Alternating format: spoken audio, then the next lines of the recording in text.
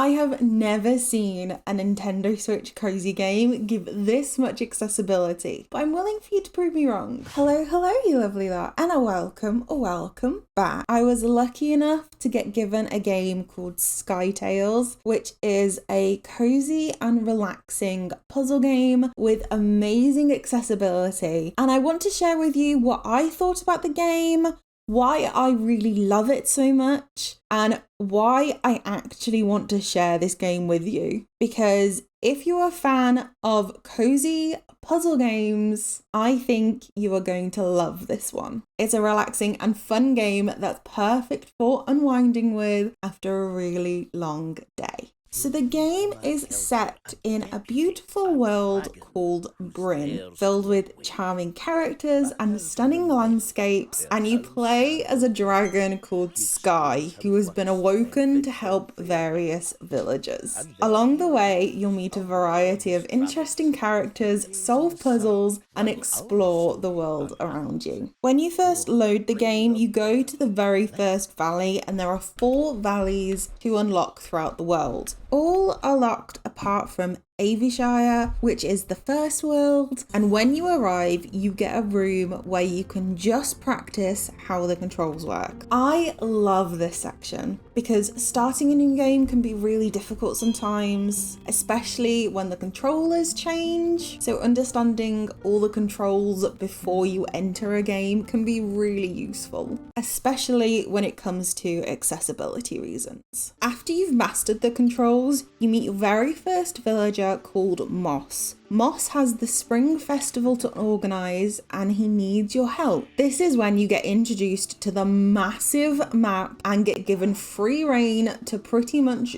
do what you want. You cannot go wrong here when it comes to the flying. I tested how high you can go and nothing bad happens. You just go up into the clouds and then it sends you back down. So nothing bad will happen. You have no health bars, no warnings. It's just a nice gentle descent that your character actually does for you. And it's nice and peaceful, like it's intentional. Not one of those games where you immediately die because you've just fallen off a cliff by accident. This game is designed with mindfulness at its heart, so everything you do is peaceful and enjoyable. There are musical instruments for Skye to play, string lights to turn on and off, and even chickens to sing to. Honestly, I couldn't put the game down. And one of the things I love about this game is how immersive it is. The world is so detailed and so well crafted. The music and sound effects are amazing. It adds to the overall atmosphere of the game. Even though you can only move up, down, left and right, they've made the world so detailed that there are even houses on cliffs in the background.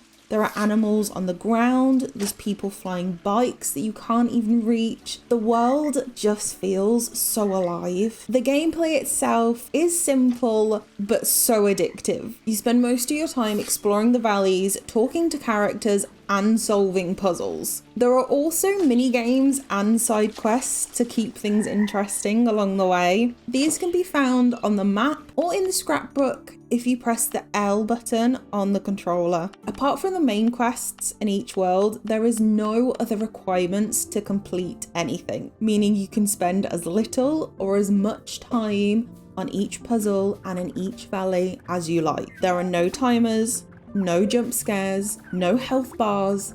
It's just a relaxing, enjoyable, cozy game. It also reminds you what the controllers do on each puzzle, but you can turn this on and off, so you can tailor the accessibility to your liking, which I personally love. I go into the accessibility tab on every single game I play before even loading the game up. I need to know 1, what the accessibility options are, and 2, if they are suitable for me, because I do use accessibility options on every single game. And this game goes far beyond what I was expecting on accessibility. Skye Tales has worked closely with the Ablegamers charity to get direct feedback from players who make use of accessibility features, which is truly amazing, and I so wish more games did this. As I said, I honestly need to go into the accessibility tabs for games, but even if you don't need to do that, just working with other players who use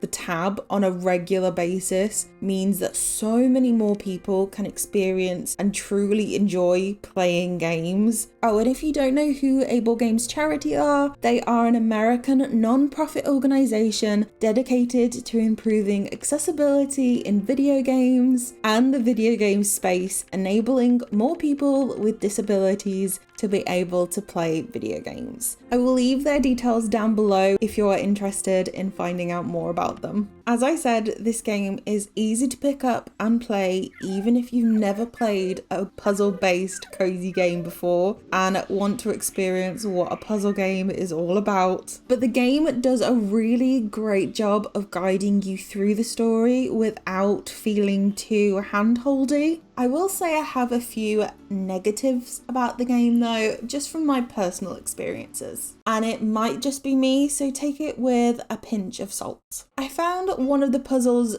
just far too difficult to do, the slingshot puzzle in the fairground tent. You need to beat the high score, and the high score is something like 1,500. My best was 1,345. I played that game for hours. The thing with me is that I'm so stubborn, I won't let it go. So if I can't beat a level, I will just continue until I do, or I get too tired to play it any longer. So for me, I played the same level over and over and over again, and I still couldn't do it. It was too hard. Also, I found it difficult finding all of the golden items in each of the valleys. With the side quests, once you complete these, it gives you a golden acorn, nut of some sort. And the side quests were things like sing to 12 chickens. But I felt like I was scanning the entire map and couldn't find them. At one point, I literally zigzagged the whole map to make sure I hadn't missed a section. Again, I'm a completist, so it bothers me that I couldn't finish. It might not bother you. You might be like, oh, I can't find that last chicken. Oh well, but for me, it bothered me. Overall, I really enjoyed playing Skye Tales. It's beautiful, the graphics, cute creatures and music in this game is stunning. It's so relaxing, and I honestly played it for